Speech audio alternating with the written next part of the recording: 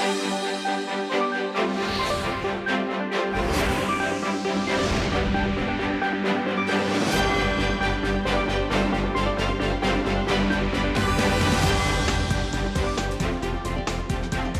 October 13th here in Seoul, and I'm Kim Dami. We begin with these stories making the headlines at this hour, starting with the United States' promise of a solid support for Israel.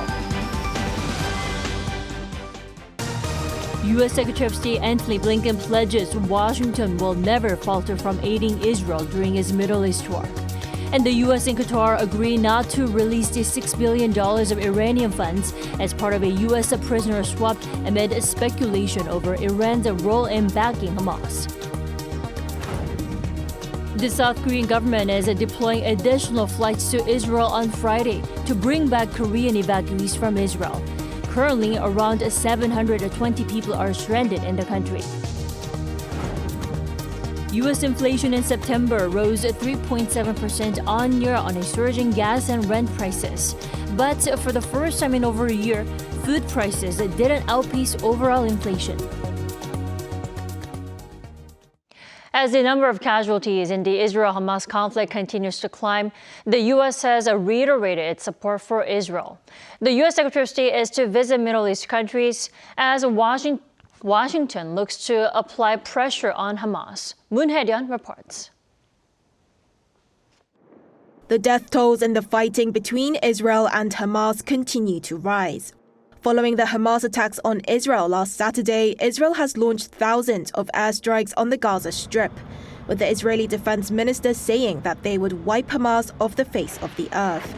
As of Thursday local time, the death toll in Israel has come to around 1,300, while Gaza authorities reported that the number of deaths in the Gaza Strip came to over 1,400. Including injuries on either side, the number of those who have been injured or killed has breached the 10,000 mark.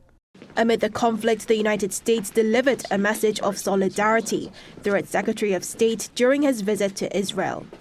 You may be strong enough on your own to defend yourself, but as long as America exists, you will never ever have to. We will always be there by your side. Antony Blinken is due to continue his tour of the Middle East by visiting Qatar, Saudi Arabia and the United Arab Emirates in a bid to put further pressure on Hamas to release the hostages taken on Saturday. With at least 25 Americans reported to be killed in the Hamas attacks, the U.S. is ramping up its support with plans to provide more monetary funding, as well as preparing a visit to Tel Aviv from its Defense Secretary Lloyd Austin on Friday. In addition to showing support for its allies, the Biden administration has also stopped Iran from accessing the $6 billion of frozen Iranian money from banks in South Korea in its deal for the release of American citizens a few weeks ago. Crude oil exports from Iran may also face sanctions from Washington to cut off revenue after it reportedly provided Hamas with weapons and military training. While NATO officials have said that they do not expect the alliance to become directly involved, many countries other than the US have offered Israel military aid following a meeting between defense chiefs on Thursday. Moon Hae-ryun, Arirang News. And the South Korean government says it will send aircraft for Koreans who wish to return home from conflict-stricken Israel. The South Korean embassy in Israel announced in an emergency notice that the decision was made in consideration of Israel's security situation. The government is preparing to send the aircraft as early as Friday night. The embassy plans to provide those living in or visiting Israel with relevant information, such as travel schedules, and is accepting applications for passengers via its website. Korean Air will also provide flights to Dubai, specifically for expatriates and tourists who fled to the UAE from Israel. There are about 720 South Koreans in Israel, either on short-term or long-term stays. Referring to North Korea, South Korea's military chief says Seoul faces an enemy with a force different from that of Hamas, stressing it's fully prepared for any threats coming from Pyongyang. Our defense correspondent Choi Min-jung reports. South Korea's military says that it is prepared to respond to North Korean threats, implying that they could be more powerful than those posed to Israel by the Palestinian militant group Hamas. Speaking at a parliamentary audit on Thursday, Joint Chiefs of Staff Chairman Kim Seung-yeom spoke about the war between Israel and Palestine. Our military confronts an enemy with a force different from that of Hamas. We are maintaining firm warfare capabilities that can immediately and strongly retaliate any provocation or invasion by the enemy until the end. The chief evaluated that the invasion by Hamas also implies that if North Korea starts a war in the future, it will do something similar to Hamas. The JCS explained that it would strengthen South Korea's three-axis defense system designed to track, detect, and eliminate an enemy's ballistic missiles and weapons of mass destruction. It also vowed to increase the extended deterrence capabilities of the Seoul-Washington alliance. South Korea is also looking into suspending the September 19th Inter-Korean military agreement as it aims to boost reconnaissance and surveillance assets amid escalating threats from North Korea. We're put in a situation in which our surveillance range is limited due to the no-fly zone established near the DMZ under the military agreement.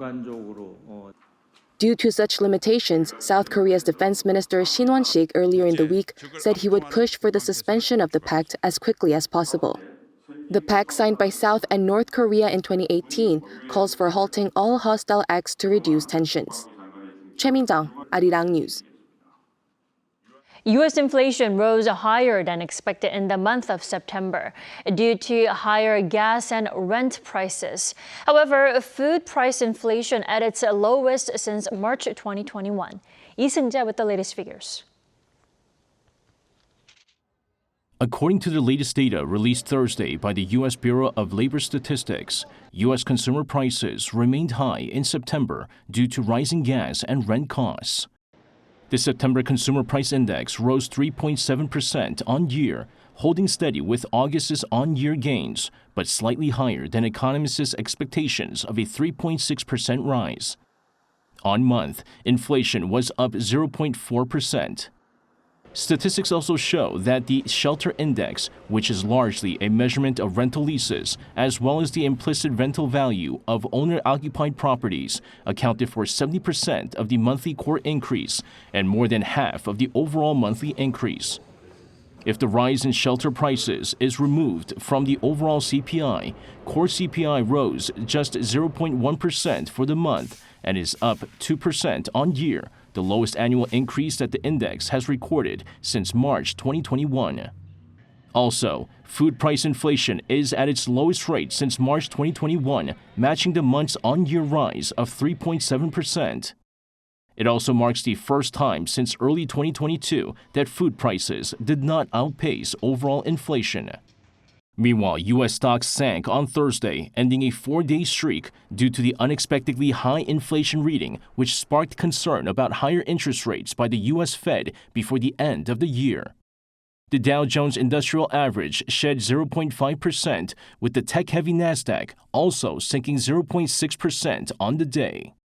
Lee Seung-jae, Arirang News.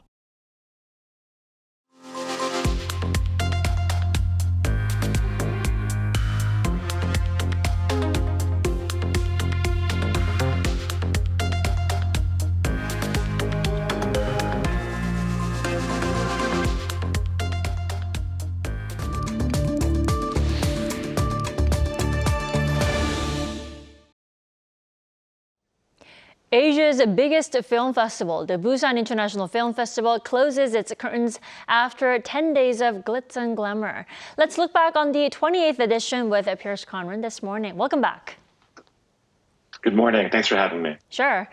You know, this year's edition is noticeably, I have to say, smaller in terms of scale, but the festival itself was pretty eventful. Would you have to say that? Absolutely. I just got back yesterday. I was there for 8 days. It was great to be back. It was exciting as usual.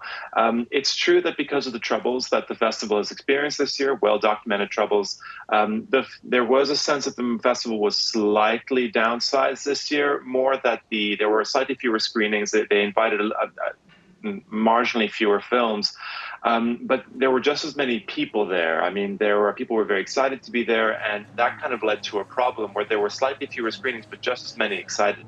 fans and industry people, industry professionals, which meant that we were all fighting for slightly fewer seats. And so there were a few people that were left disappointed.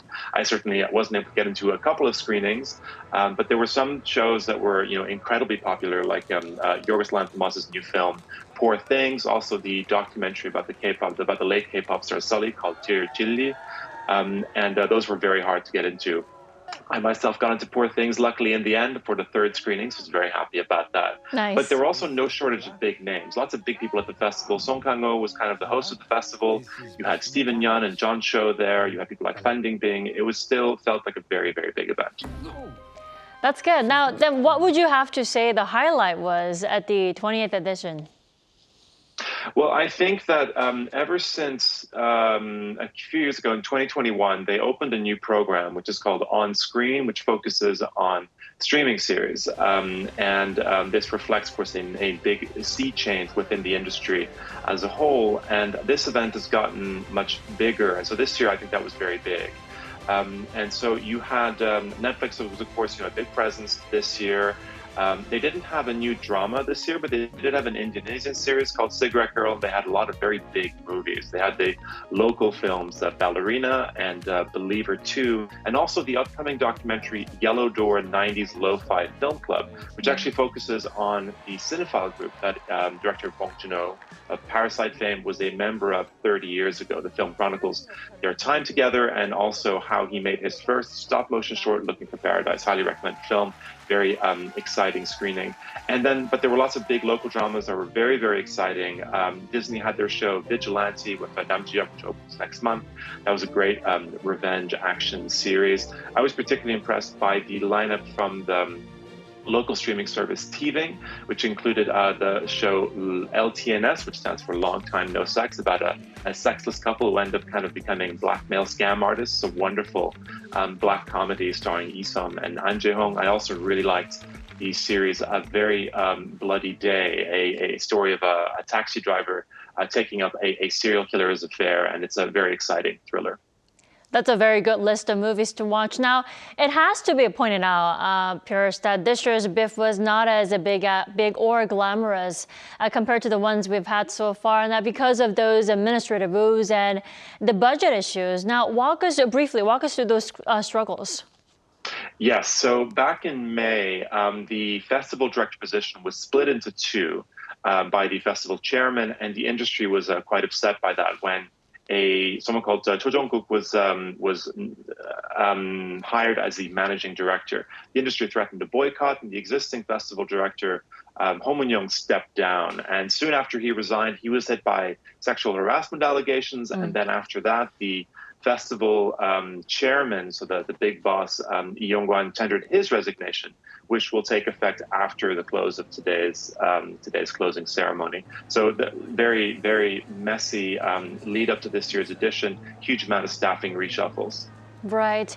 Now, there are so many film festivals, small and big here in Korea, but also abroad. But why is it important that the BIFF has to overcome these issues and continues to thrive? I mean, what makes a BIFF special or exceptional? Well, ever since its launch as the first major international film event in Korea back in 1996, BIFF has always been the biggest film event in Korea, and before long it even came to be viewed as the main film event in Asia. It's often dubbed in the press as the Cannes of Asia. It's, of course, an incredibly important platform for Korean films. Lee Chang-dong was presented Peppermint Candy there in 1999. That's what made him an international name. But it's also very important for talents across Asia. There's all these incubation labs that are associated with the festival. There's the program, there are the support programs and funds, there's the Asian Project Market, there's the Asian Film Academy. So it's a really hugely important incubation site. And it also shows solidarity for the industry as a whole. People gather together for the festival every year, and and Korean film industry kind of carries on. But BIFF has been very resilient. They've had many scandals in the past, but they have ultimately been able to weather them all. And I, for one, don't think it's going away anytime soon, and I'm very excited to be back next year for their 29th edition. Definitely. I mean, it has gone through so many struggles and bumpy road, but still the fact that it managed to stay just as glamorous and eventful just speaks for itself. Absolutely. All right, Piers, thank you so much for your time this morning. You enjoy your weekend. Thank you. You as well.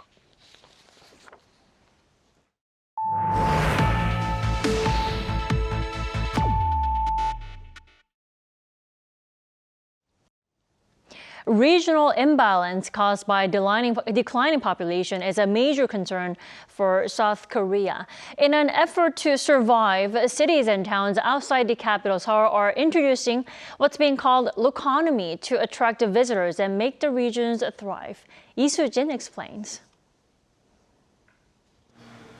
South Korea's towns and villages outside of Seoul are in danger of dying out.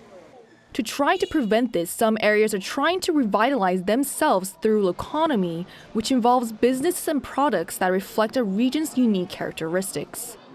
An expert said that spurring the local economy by attracting visitors with loconomy can help local businesses keeping the area alive. It's important to make sure that people living in the area want to stay there. Trying to directly increase the population is unrealistic. One place that has already been successful in using loconomy to draw visitors is Yangyang-gun County. Originally a small fishing village, it promoted a feature that made it unique: beaches that are ideal for surfing. Its surfing population has been steadily increasing, with nearly 470,000 visitors last year. And the economic impact of its surfing industry was estimated to have almost tripled last year compared to 2019. There are other places like this neighborhood in Incheon. They're highlighting their unique qualities in a bid to vitalize the local economy. Kaeong was once a bustling port area, but many began leaving the neighborhood in favor of more modern areas. A local group decided to save it from dying out by emphasizing the very characteristic that many saw as a problem: its old-fashionedness, also reflected in the old corner shops scattered across the village. I believe that once Gaehang's economy improves and the old corner shop owners make money, they'll pass on their businesses to their children, and then the neighborhood will have a lasting history. So instead of demolishing these shops, their old-fashionedness was promoted through galleries and social media to attract visitors, and this has already proven effective. People from Seoul also began to place orders as they discovered my shop on one of their visits to Gaehang. Keeping with the retro trend of the area, he also designed the vintage logo of the local beer, which began selling its own merchandise after it saw a rise in visitors from people who come just to drink Gaehang beer. While the locals are well aware that there is still much work to be done before Gaehang's revival reaches the level of places like Yangyang, both are a testament to how loconomy is creating real economic value. Lee Soo-jin, Arirang News. The twin baby pandas that were born in July in South Korea finally got their names on Thursday after a public contest. Our Lee Hyun-hee introduces Ruibao and Huibao. Everland, the country's largest theme park, has decided to name its twin baby pandas Ruibao, meaning wise treasure, and Huibao, meaning shining treasure. Announced on Thursday, the names were chosen following a public contest, which took place from August 24th to October 6th. A brief media day event was held the same day, where Everland zookeepers introduced the twins in front of the cameras and some invited guests, capturing hearts as they made their entrance. The firstborn, Ruibao, weighed 180 grams at birth, while the younger, Huibao, was just 140 grams. The twins now weigh over 5 kilograms, with the weight being put on in only 100 days. We had never raised twins before, so we were quite nervous. However, watching them grow has made me happy, and it seems that many people following us on social media have also been very happy.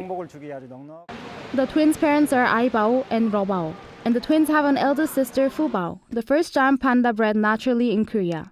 After the sensational birth of the twins, Everland ran the naming contest in which approximately 20,000 people participated, submitting more than 40,000 names. Out of the 10 finalists, 700,000 participants' votes finalized the two names, reflecting the popularity of the panda family. Considering that it is challenging for the mother Aibao to take care of both babies at the same time, the twins had to take turns being fed by Aibao and also being given formula milk. This is currently on a 10-day rotation. However, starting from around 4 months old, when they start walking steadily, they will both be cared for by their mother. They have now opened their eyes and are starting to grow their teeth. Once they start walking well, which is expected at around 4 months, they will return to their mother. And if they follow her well enough, they can be introduced to the public. Coming together on such a meaningful day, my children were very excited and I also felt very happy today. Hopefully, the twins will have grown healthy enough to adapt to the external environment and be ready to meet the public next year. 이은희, 아리랑 뉴스.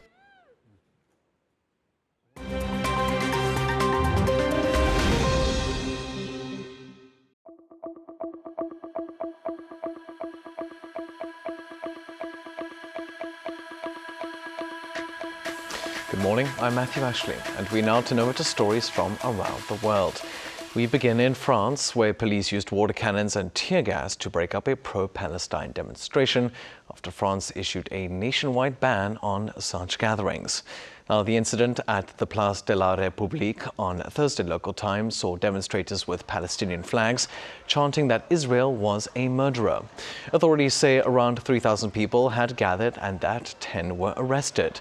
The ban was put in place by France's Interior Minister, Gérald Darmanin, who said that since the Hamas attack at the weekend, more than 100 anti-Semitic acts have been recorded, and people have been arrested for trying to carry knives into synagogues.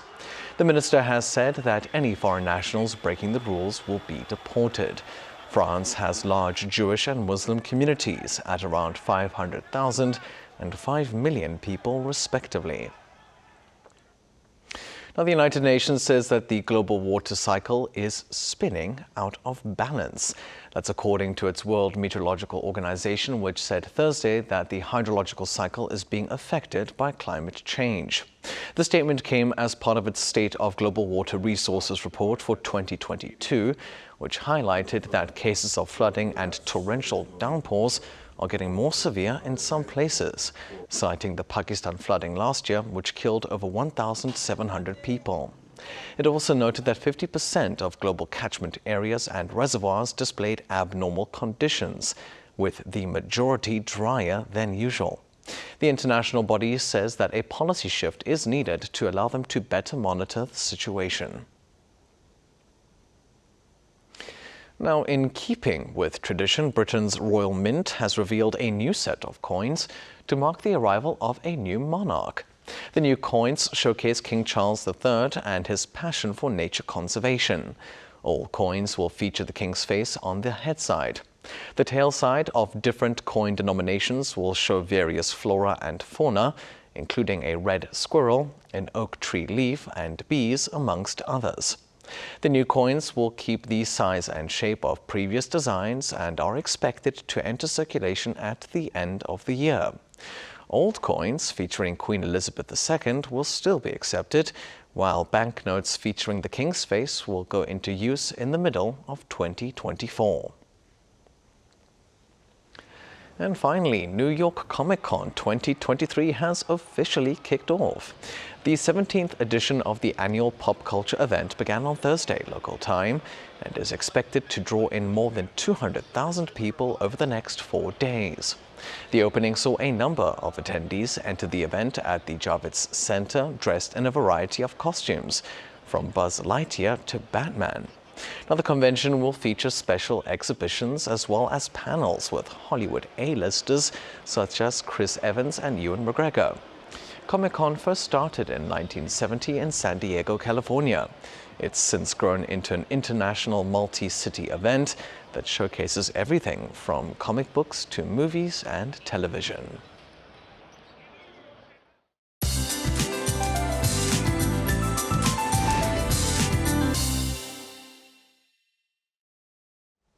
Good morning. Hope you enjoyed the clear skies we had throughout the week. We are wrapping up the week under cloudier skies today. Starting off the day in the low to mid-teens, then highs will again rise fast to the 20s by the time you head out for lunch. But overall, nice and calm weather today. Highs are similar to yesterday in most parts. Seoul will be a couple of notches lower at 22 degrees Celsius. Daegu and Gwangju will see highs at 23 23 degrees. Then there's rain in the forecast for Saturday, mainly in central parts of the country. 5 to 40 millimeters of heavy rain is in the forecast with thunderstorms. If you're planning outdoor activities, have an umbrella handy. An umbrella and jacket is what you need if you're in the capital area, or you can change outdoor plans to Sunday. Sunshine returns with warmer afternoon highs. Well, that's Korea for you, and here's a look at the international weather conditions.